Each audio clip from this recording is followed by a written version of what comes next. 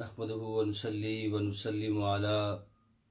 رسوله النبي الأمين المكين الكريم الحنين الرؤوف الرحيم أما بعد فأعوذ بالله من الشيطان الرجيم بسم الله الرحمن الرحيم قال الله عز وجل في القرآن المجيد والفرقان الحميد يا أيها الذين آمنوا كتب عليكم الصيام كما كتب على الذين من قبلكم لعلكم تتقون صدق اللہ مولانا العظیم۔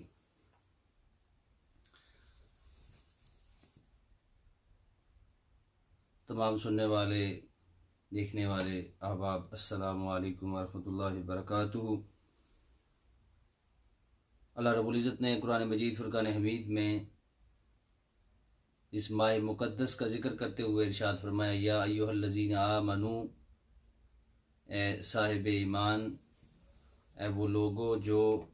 میرے مصطفیٰ علیہ تحیت و ثناء کی زبان حق ترجمان پر لبیک کہتے ہوئے دائرہ اسلام میں داخل ہوئے ہو اور صاحب ایمان ہوئے ہو، تمہارے اوپر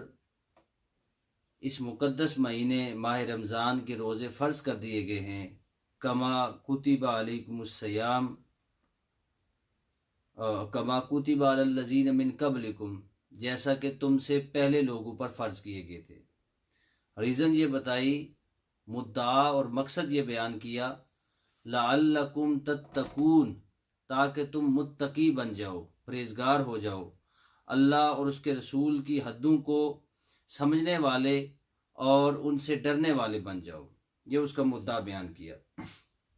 اس پہ پچھلے جمعہ بھی میں نے صراحت کے ساتھ بات کی تھی۔ ایک حدیث مقدسہ آج کی اس گفتگو میں موضوع سخن بنانا چاہتا ہوں، جو حضور علیہ الصلوۃ والسلام نے رمضان مبارک سے ایک دن قبل، یعنی آپ نے آخری دن جو تھا ماہ شعبان کا، اس میں یہ حدیث صحابہ سے خطاب فرمایا، اور اس کو سلمان فارسی رضی اللہ تعالیٰ عنہ آپ نے اس کو روایت کیا۔ ان سلمان رضی اللہ تعالیٰ عنہ قال خطبنا رسول اللہ صلی اللہ تعالیٰ علیہ وسلم فی آخر یوم من شعبان۔ سیدنا سلمان فارسی رضی اللہ تعالیٰ عنہ آپ روایت کرتے ہیں کہ آقا علیہ الصلوۃ والسلام نے شعبان کے آخری دن ہم سے خطاب فرمایا۔ اب خطاب کیا فرمایا؟ یا ایھا الناس، اے لوگو، قد اظلکم شہر عظیم مبارک فیہ لیلۃ خیر من الف شہر۔ آپ نے فرمایا لوگو، تم پر ایک ایسا مہینہ، ایسا برکت والا مہینہ سایہ فگن ہونے جا رہا ہے، یعنی تمہارے اوپر ایک ایسا سائبان آ رہا ہے، ایک ایسے مبارک مہینے کا، برکتوں والے مہینے کا ایک ایسا صاحب عظمت مہینہ تمہارے اوپر آ رہا ہے کہ جس میں ایک رات ایسی ہے کہ جو 1000 مہینوں سے افضل ہے۔ پھر فرمایا جعل اللہ تعالی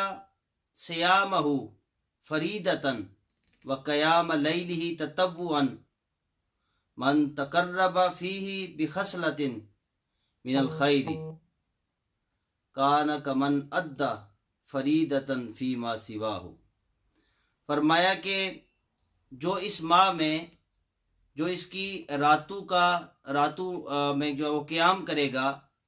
اس کو نفل کی صورت میں کھڑا ہوگا، یعنی یہ تراویح کا ذکر ہو رہا ہے، تو جو اس ماہ میں نفلی بلائی سے قرب الہی حاصل کرے گا، یعنی اس مہینہ کے دن میں اللہ نے ہمارے اوپر روزہ رکھنا فرض کر دیا ہے، اور اس کی راتوں میں قیام کرنا یہ اللہ کے قرب کا وسیلہ ہے، یعنی نماز تراویح میں کھڑے ہونا، ذکر و اذکار کرنا، قیام کرنا اللہ کی ذات کے لیے، یہ اللہ کے قرب کا ذریعہ ہے۔ اور پھر فرمایا کہ جو کوئی اس مہینہ میں بلائی کرے گا اللہ کا قرب حاصل کرنے کے لیے اور اس کی بندگی کے لیے،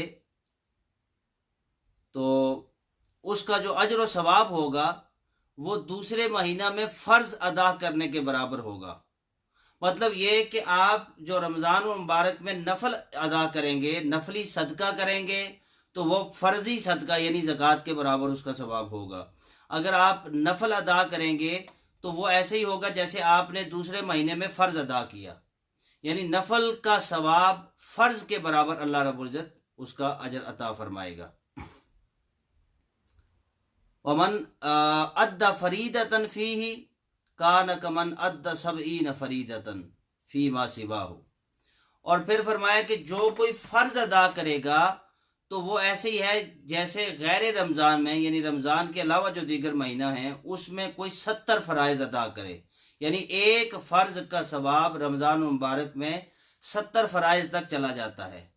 نفل کا ثواب، وہ کوئی بھی نفلی عبادت ہو، وہ نماز روزے کی صورت میں ہو، یا وہ نماز کی صورت میں ہو، یا وہ صدقہ و خیرات کی صورت میں ہو، یا کسی بھی فارم میں وہ بھلائی کا کام ہو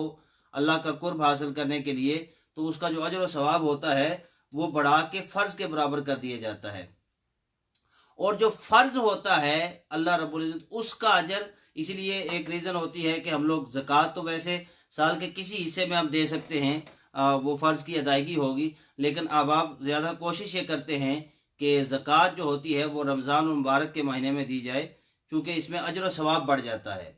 فرائض چونکہ فرض میں آتی ہے زکوٰۃ، تو اس کا ثواب پھر 70 فرائض تک بڑھ جاتا ہے، تو اس لیے کوشش کریں آپ احباب اپنی زکوٰۃ بھی دیں، اور بالخصوص آج کے اس دور جس سے ہم گزر رہے ہیں، جو ہماری کروشل صورتحال جا رہی ہے، اس میں بہت زیادہ ضرورت ہے کہ ہم اپنے ان بھائیوں کا دست و بازو بنیں جو کہ اس مصیبت کی گھڑی میں، جن کے پاس کھانے پینے کے لیے کچھ نہیں ہے، جو بڑی مشکل سے اپنی گزر اوقات کر رہے ہیں۔ آپ کی فرض ادائیگی ہوگی، اور آپ کی اس فرض ادائیگی سے اللہ آپ کو 70 فرائض کا اجر عطا فرمائے گا، اور آپ کی اس فرض ادائیگی سے کسی غریب کا چولہا جل جائے گا تو آپ اندازہ کریں کہ وہ آپ عند اللہ کتنے ماجور ہوں گے، اور وہ آپ کے لیے کتنی دعائیں کرے گا۔ پھر ساتھ ہی فرمایا وَهُوَ الشَّهْرُ الصَّبْرِ، اور فرمایا یہ جو مہینہ ہے یہ صبر کا مہینہ ہے، اور پھر صبر کی جو اللہ رب العزت کے حبیب صلی اللہ تعالی علیہ وسلم نے جزا عطا فرمائی، وَالصَّبْرُ ثَوَابُهُ الْجَنَّةُ، اور صبر کی جو جزا ہے، اس کا جو اجر ہے، اس کا جو صلہ ہے، وہ یہ ہے کہ اللہ تمہیں جنت عطا فرمائے گا۔ مہینہ جو ہوتا ہے رمضان المبارک کا، یہ ہمیں صبر سکھاتا ہے۔ صبح اٹھتے ہیں ہم تو صبح بہت مشکل سے کوئی انسان کھانا کھا سکتا ہے، میں تو خیر نہیں کھا سکتا، بہت کم ایسے لوگ ہوتے ہیں جو پیٹ بھر کے کھا سکیں، کوئی ایک جو ہے وہ چپاتی لیتا ہے، کوئی تھوڑے سے چاول لے لیتا ہے، یا پانی کچھ پی سکتا ہے، کوئی نہیں پی سکتا، کسی کو کام کرنا ہوتا ہے، دن کو محنت مشقت کا کام ہوتا ہے، تو صبح کوئی بھی انسان اس موڈ میں نہیں ہوتا کہ وہ صبح اتنا کھانا کھا سکے، تو وہ تھوڑا بہت کھانا کھا کے آپ سارا دن بھوکے رہتے ہیں، پیاسے رہتے ہیں، خود کو اپنے نفس کو بھوک اور پیاس برداشت کرتے ہیں اس پر، اور اس کو جو ہے وہ تمام نفسانی خواہشات سے اور اس کو تمام کھانے پینے کی چیزوں سے آپ خود کو روکے رکھتے ہیں، تو اس کا مطلب ہے آپ صبر کر رہے ہیں۔ تو اللہ کے حبیب صلی اللہ تعالی علیہ وسلم ارشاد فرما رہے ہیں کہ جو صبر کرے گا وَالصَّبْرُ ثَوَابُهُ الْجَنَّةُ، اس صبر کا اجر اسے یہ ملے گا کہ اللہ رب العزت اس کے لیے جنت کو مزین فرمائے گا، جنت تیار کرے گا اس کے لیے۔ پھر فرمایا اسی حدیث میں، یہ طویل حدیث ہے، اگلے الفاظ میں فرمایا وَالشَّهْرُ الْمُوَاسَاةِ، اور یہ مواسات کا مہینہ ہے۔ مواسات کا کیا مطلب ہے؟ غم گساری کا مہینہ ہے، دوسروں کے دکھ درد میں شریک ہونے، ان کی تکلیف کو سمجھنے کا مہینہ ہے۔ اور صبر میں بھی یہی ہے، اور مواسات میں بھی یہ ہے کہ جب ہم بھوک کو برداشت کریں، جب ہم پیاس کو برداشت کریں، تو بھوک اور پیاس کی وجہ سے ہمیں یہ بات ریلائز ہو، ہمیں یہ محسوس ہو کہ معاشرے میں وہ پسے ہوئے طبقات کہ جو سال کے اکثر حصے میں بھوک اور پیاس کو برداشت کرتے ہیں، ان کے پاس کھانے کے لیے وافر مقدار میں چیزیں نہیں ہوتی، پہننے کے لیے نہیں ہوتی، گزر اوقات کے لیے اتنا زیادہ سرمایہ نہیں ہوتا، لیکن وہ بھی اللہ کا شکر ادا کر رہے ہوتے ہیں، اور جیسے کیسے ہے اپنی زندگی کو بسر کر رہے ہوتے ہیں۔ تو اس لیے ہمیں بھی چاہیے کہ ہم ان لوگوں کا دست و بازو بنے۔ مواسات، غم گساری، دوسروں کے دکھ اور درد کو، تکلیف کو محسوس کرنا اور اس کا مداوع کرنا، جس طریقے سے ہو سکے کنٹریبیوشن کرنا، اور لوگوں کو اس دکھ اور تکلیف کی، اور اس تکلیف کی گھڑی میں ان کو مالی سپورٹ کرنا، یا اخلاقی سپورٹ کرنا، یا کسی بھی طریقے سے ان کی مدد کرنا، یہ مواسات ہمیں، یعنی غم گساری ہمیں یہ سکھاتی ہے اس مہینہ میں۔ پھر فرمایا وَالشَّهْرُ وشہر یزاد فیہ رزق المؤمن، اور یہ وہ مہینہ ہے کہ جس میں اللہ رب العزت مومن کے رزق کو بڑھا دیتا ہے، مومن کے رزق کو اللہ رب العزت بڑھا دیتا ہے۔ آپ دیکھیں، آپ اندازہ لگائیں اس بات کا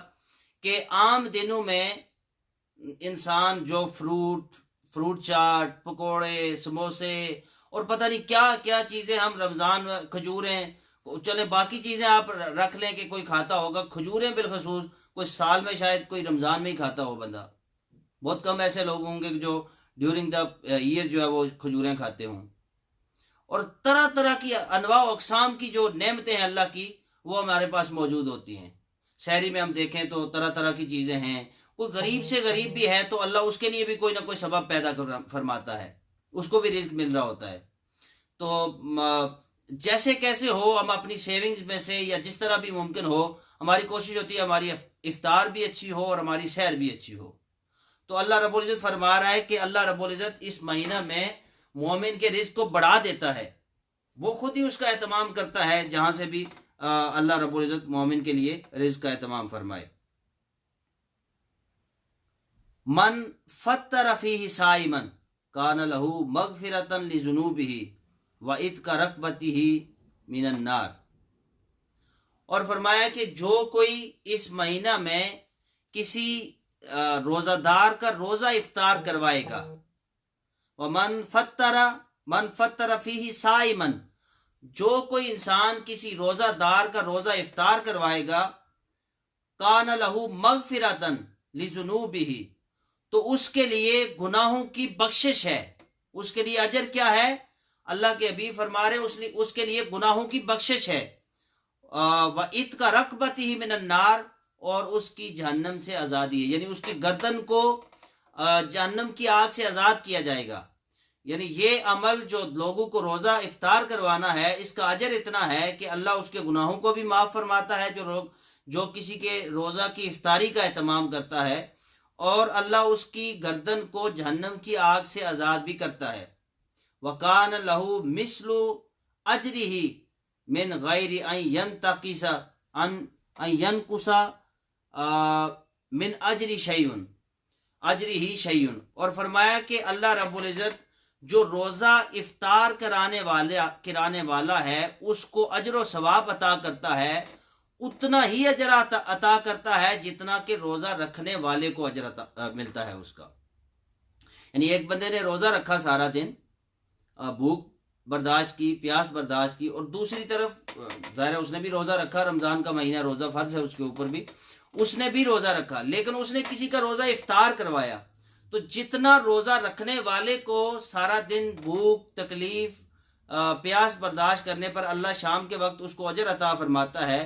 اتنا ہی اجر اللہ اس روزہ افطار کرانے والے کے لیے فرماتا ہے جو کہ اس کو روزہ افطار کرواتا ہے۔ اور پھر یہ بھی فرمایا کہ یہ نہیں ہے کہ ہم بھاگتے پھریں کہ روزہ تو سارا دن ہم نے رکھا تو شام کو ہم کسی اور کے افطار میں جا کے افطار کریں گے، کوئی اور اہتمام کرے گا، تو اس سے تو ہمارا اجر زائل ہو جائے گا، روزہ ہم نے رکھا ہے تو اجر اس کو مل جائے گا۔ تو فرمایا کہ جو روزہ رکھنے والا ہے، اللہ اس کے اجر میں بھی کوئی کمی نہیں کرے گا، اللہ روزہ رکھنے والے کو بھی اتنا ہی اجر عطا فرمائے گا، اور روزہ افطار کرانے والے کو بھی اتنا ہی اجر عطا فرمائے گا، اس کے ہاں ثواب کی کمی بالکل نہیں ہے۔ پھر فرمایا قلنا، صحابہ کہتے ہیں کہ ہم نے عرض کیا رسول اللہ صلی اللہ تعالی علیہ وسلم، لیسا کلنا یجد ما نفطر به الصائم، یا رسول اللہ ہم میں سے ہر کوئی یہ نہیں پاتا، غربت تھی، آج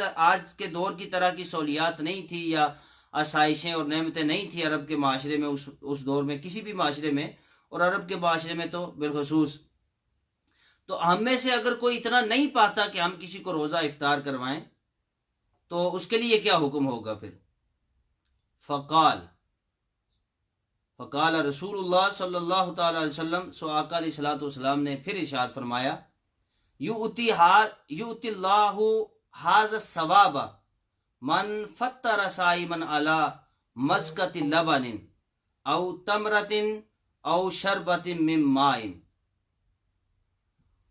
اب اللہ رب العزت فرما رہا ہے، حضور علیہ الصلوۃ والسلام فرما رہے ہیں کہ اللہ یہ اجر، یعنی روزہ رکھنے والے کو جتنا اجر اللہ عطا فرمائے گا شام کے وقت، اتنا ہی اجر اللہ روزہ افطار کروانے والے کو عطا فرمائے گا۔ یہ جو اجر کی مقدار ہے، حضور علیہ الصلوۃ والسلام نے فرمایا اتنا اجر و ثواب اللہ اس بندے کو عطا کرے گا جو کسی کا روزہ ایک گھونٹ دودھ کے ساتھ یا ایک کھجور کے ساتھ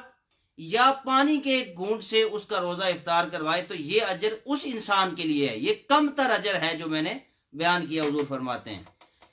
کہ روزے کے برابر، روزہ دار کے برابر افطار کروانے والے کو جو اجر مل رہا ہے، وہ اتنا اجر اس بندے کو ہے جو ایک گھونٹ دودھ سے، ایک کھجور سے یا ایک پانی کے گھونٹ سے اس کا روزہ افطار کرواتا ہے، یہ اجر اس کے لیے ہے۔ وَمَنْ أَشْبَعَ صَائِمًا سقاہ اللہ من حوض شربتن لا یظمأ حتی یدخل الجنہ، اور فرمایا کہ جو کوئی کسی کو پیٹ بھر کر کھانا کھلائے گا، سیر کرے گا، پانی پلائے گا، کھانا کھلائے گا، اس کے لیے افطار کا اہتمام کرے گا پیٹ بھر کر، اچھے مقدار میں اس کے لیے اہتمام کرے گا، تو فرمایا کہ اللہ رب العزت اسے میرے حوض سے، حوض کوثر سے اللہ رب العزت اس کے لیے اسے ایسا پانی پلائے گا کہ وہ کبھی بھی پیاسا نہ ہوگا، وہ کبھی بھی پیاس محسوس نہیں کرے گا، یہاں تک کہ وہ جنت میں داخل ہو جائے گا۔ پھر اس حدیث کے آخری حصے میں ارشاد فرمایا وَهُوَ شَهْرٌ، اور یہ وہ مہینہ ہے اولہ رحمہ، اس کا جو پہلا حصہ ہے، پہلے 10 دن ہیں وہ رحمت کے ہیں۔ اللہ رب العزت کی رحمت چھم چھم برستی ہے گناہگاروں پر۔ ادھر شعبان کا مہینہ ختم ہوتا ہے، وہ بھی برکتوں اور رحمتوں والا مہینہ ہے، ادھر وہ مہینہ ختم ہوتا ہے تو حضور نے فرمایا کہ یہ جو اگلا آنے والا مہینہ ہے یہ سائبان ہے تمہارے لیے، یہ رحمت کا سائبان ہے، یہ تمہارے اوپر سایہ فکن ہو رہا ہے، اللہ کی رحمت لے کر آ رہا ہے۔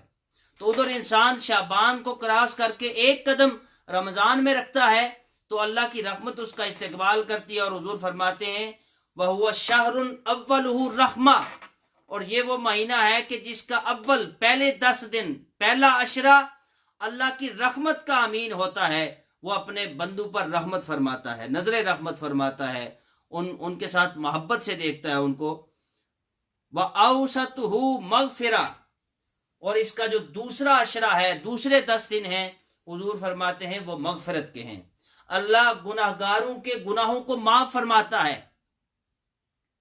ہم جیسے گناہگاروں کے گناہوں کو اللہ رب العزت معاف فرماتا ہے، صرف نظر فرماتا ہے، ان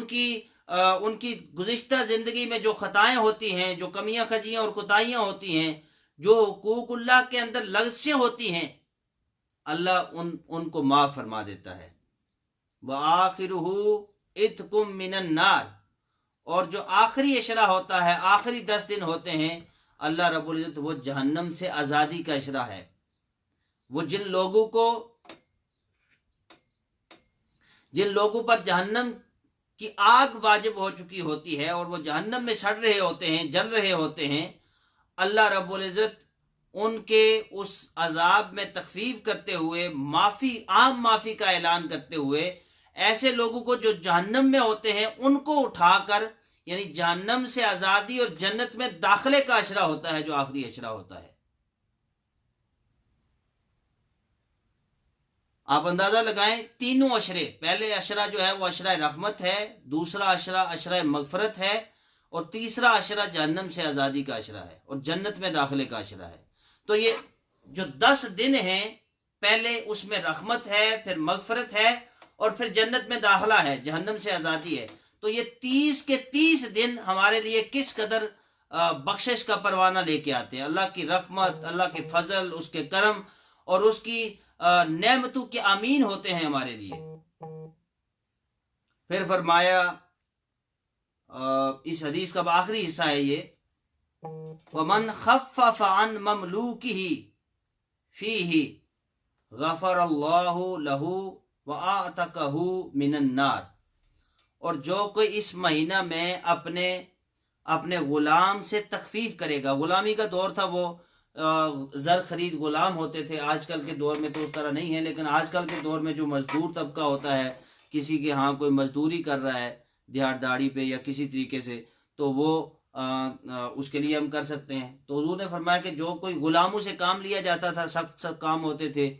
تو فرمایا کہ اس مہینہ میں جو کوئی اپنے غلام سے کام میں تخفیف کرے گا، اس وجہ سے کہ اس نے روزہ رکھا ہوا ہے، تو ظاہری بات ہے جب میں مالک ہونے کے باوجود مجھے پیاس بھی فیل ہوتی ہے، بھوک بھی لگتی ہے، روزہ رکھ کے یہ کام کرنا بڑا مشکل ہوتا ہے، تو یہ بھی انسان ہے، اسے بھی بھوک پیاس لگے گی، تو اس سے تخفیف کرنا کام میں، کام کم لینا اس سے، تو جو کوئی ایسا کرے گا اپنے مالک کے ساتھ تو اللہ تعالیٰ اسے بخش دے گا اور اللہ تعالیٰ اسے آگ سے آزاد کر دے گا۔ اس حدیث کو امام بہقی رحمۃ اللہ تعالیٰ علیہ نے اپنی کتاب کے اندر اس کو نقل فرمایا۔ آپ چلتے ہیں اگلی حدیث کی طرف۔ اللہ رب العزت نے اس کے لیے، اس روزہ دار کے لیے خاص اہتمام فرمایا۔ صحیح بخاری اور صحیح مسلم کے اندر اس حدیث کو نقل کیا گیا، ان سہل رضی اللہ تعالی عنہ عن النبی صلی اللہ تعالی علیہ وآلہ وسلم قال ان فی الجنت بابا یقال له الریان۔ فرمایا حضرت سہل بن سعد رضی اللہ تعالیٰ عنہ آپ نے ارشاد فرمایا، آپ نے نقل کیا اس حدیث کو کہ حضور نبی اکرم صلی اللہ تعالیٰ علیہ وسلم نے ارشاد فرمایا، ان فی الجنت، بے شک جنت میں، بابن، ایک ایسا دروازہ ہے، یقال له الریان، جس کا نام الریان ہے۔ یعنی جنت میں ایک ایسا دروازہ اللہ نے مخصوص روزہ داروں کے لیے رکھا ہوا ہے، جس کو الریان یعنی ریان کہا جاتا ہے، ریان اس کا نام ہے دروازے کا۔ یدخل منہ الصائمون یوم القیامت، قیامت کے دن صرف روزہ دار، جو لوگ روزہ رکھیں گے وہی لوگ اس دروازے سے داخل ہوں گے۔ لا يدخل منہ احد غیرہم، اور روزہ داروں کے علاوہ کوئی بندہ اس دروازے سے داخل نہیں ہوگا۔ یقال این الصائمون، کہا جائے گا کہاں ہیں روزے دار؟ وہ لوگ جو میری رضا کے لیے دن کو بھوک برداشت کرتے رہے، پیاس برداشت کرتے رہے، اپنے نفس کا محاسبہ کرتے رہے، فقط اس لیے کہ یہ میرا حکم ہے اور میری رضا حاصل کرنے کے لیے وہ بھوک اور پیاس کو برداشت کرتے رہے، وہ لوگ کہاں ہیں؟ وہ حاضر ہوں۔ فیقومون، پس وہ کھڑے ہوں گے۔ لا يدخل منہ احد غیرہم، تو ان کے سوا اس دن کوئی بندہ بھی وہاں سے، اس دروازے سے داخل جنت نہیں ہوگا۔ فَإِذَا دَخَلُوا أُغْلِقَ، جب وہ لوگ وہاں سے داخل ہو جائیں گے، اغلقا، پھر وہ دروازہ بند کر دیا جائے گا۔ فَلَمْ يَدْخُلْ مِنْهُ أَحَدٌ، اور پھر اور کوئی بندہ وہاں سے داخل نہیں ہوگا۔ آپ اندازہ لگائیں کہ اللہ رب العزت نے اپنے ایسے مقرب بندوں کے لیے جو اس کی رضا کو حاصل کرنے کے لیے اپنی خواہشات نفس پر قابو پاتے ہیں، سارا دن کھانے پینے اور دیگر فضول ایکٹیویٹی سے خود کو بچاتے ہیں اور اس کی رضا کے لیے دن کو روزہ رکھتے ہیں، رات کو قیام کرتے ہیں اس کی رضا کے لیے، تو اللہ رب العزت نے اتنا اجر رکھا ہے کہ ان کی ایک اسپیشل انٹری کا اہتمام کر دیا جنت والے دن، تاکہ انہیں لائن میں نہ لگنا پڑے، انہیں انتظار نہ کرنا پڑے۔ ان کے لیے اسپیشل اللہ رب العزت نے ایک ایسی جو ہے وہ انٹری رکھ دی کہ جس کو ریان کہا جاتا ہے۔ پھر آقا علیہ الصلوۃ والسلام نے اگلی حدیث میں حضور علیہ الصلوۃ والسلام نے ارشاد فرمایا، عن ابی ہریرہ رضی اللہ تعالی عنہ قال رسول اللہ صلی اللہ تعالی علیہ وسلم اذا دخل شہر رمضان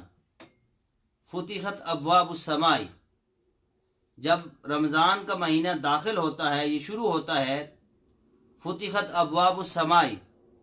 تو جنت کے آسمانوں کے دروازے کھول دیے جاتے ہیں۔ اور ایک حدیث میں آتا ہے کہ دوسری روایت میں فتحت ابواب الجنہ،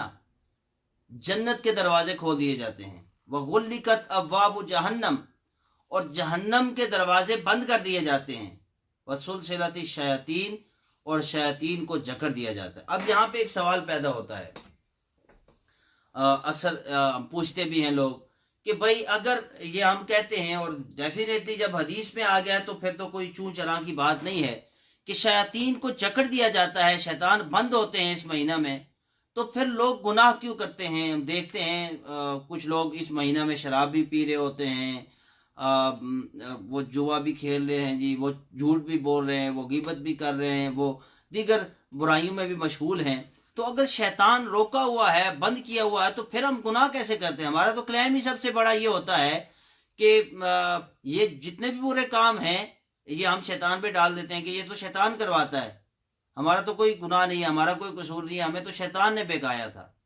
तो शैतान को जकड़ा हुआ होता है तो फिर इंसान कैसे ये काम करता है? भाई शैतान तो जकड़ा होता है, ये जो हमारे अंदर शैतान है, जो नफ्स अम्मारा बैठा हुआ हमारे अंदर, जो हमारी ख्वाहिशात हैं, जिनको हम सारा साल परवान चढ़ाते रहते हैं। सारा साल जैसे एक माली एक पौधे को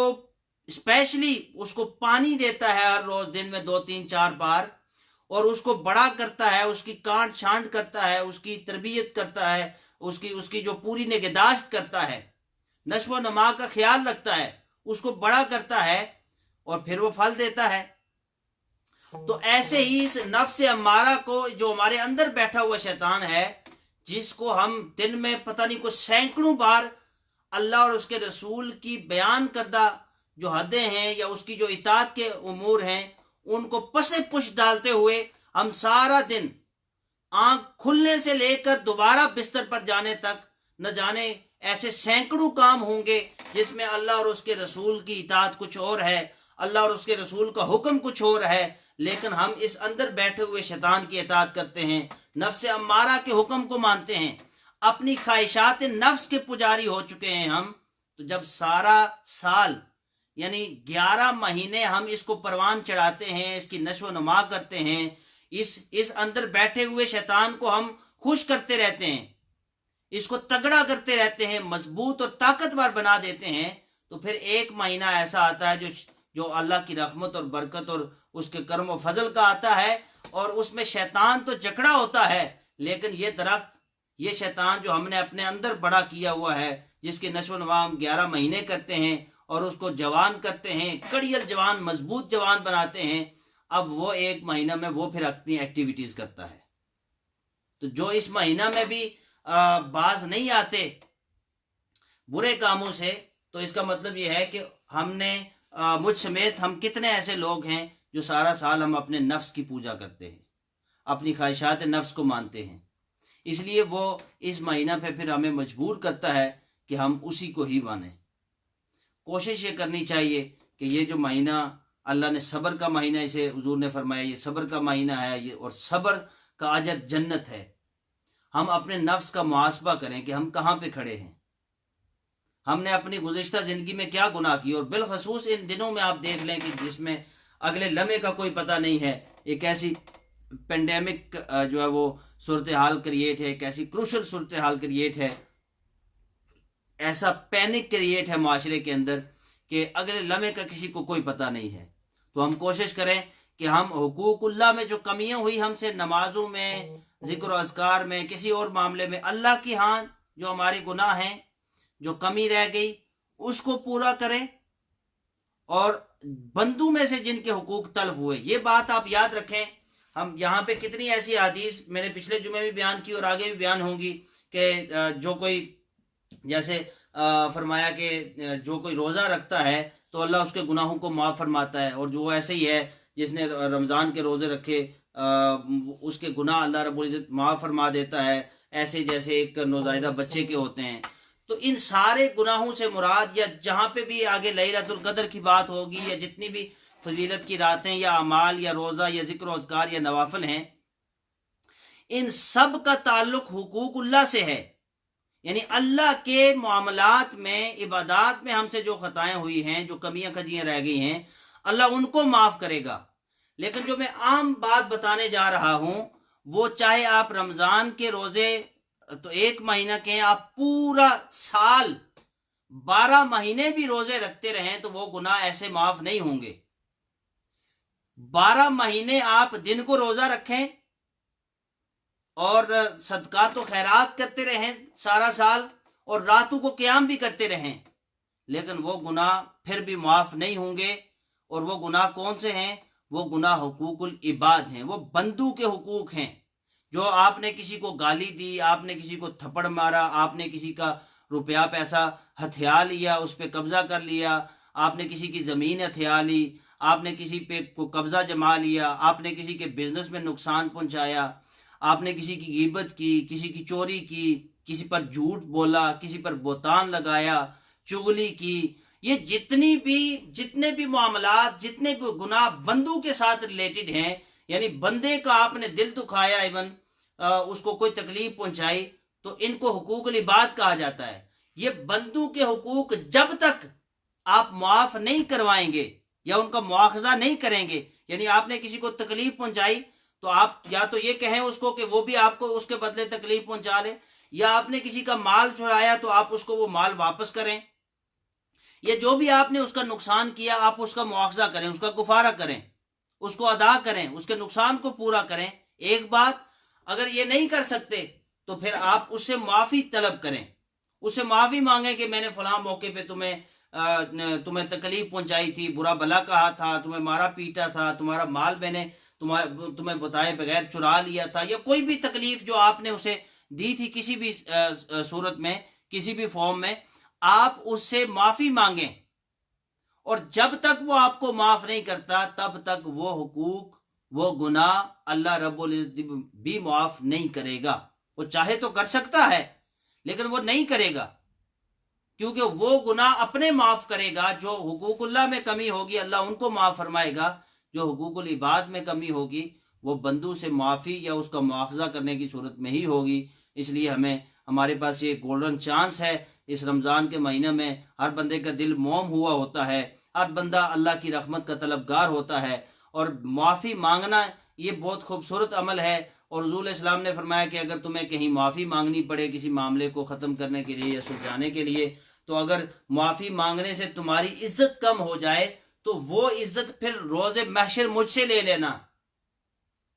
तो ये गोल्डन चांस है। इंसान सब लोगों के दिल पसेज चुके होते हैं। एक ऐसा अमल होता है अल्लाह की रहमत की वजह से कि हर इंसान नरम दिल होता है। हम कोशिश करें, अल्लाह की रहमत तो वैसे ही हमारे ऊपर जो है वो हर साल सारा साल साया फिक्र रहती है, और ये महीना खास कर और पहला अशरा अल्लाह की रहमत का अशरा है, इसमें अल्लाह को मना लें। और जिन लोगों की हक तलफी हुई है, इंसान भी इस महीना में उनके दिल नरम पड़ चुके होते हैं। हम बड़ा दिल रख के, अगर हमारी गलती नहीं भी है और हम समझते हैं कि हमारी माफ़ी मांगने से वो मामला हल हो सकता है, तो हमें आगे बढ़ना चाहिए और इस मामले को ख़त्म करना चाहिए। अल्लाह रब्बुल इज़्ज़त हमें हुज़ूर ताजदार कायनात सल्लल्लाहु अलैहि वसल्लम के लाए हुए मुक़द्दस दीन पर अमल पैरा होने की तौफ़ीक़ अता फ़रमाए। हमें हमारी ज़िंदगी में हमसे जो हुकूकुल्लाह और हुकूकुल इबाद में कमियाँ कजियाँ कोताहियाँ और सगायर व कबायर गुनाह सजद हुए, अल्लाह उनको माफ़ फरमाए। वमा अलैना इल्लल बलाग। अब आप अपने अपने घरों में नमाज ज़ुहर अदा फरमा लें। अस्सलामु अलैकुम व रहमतुल्लाहि व बरकातुहू।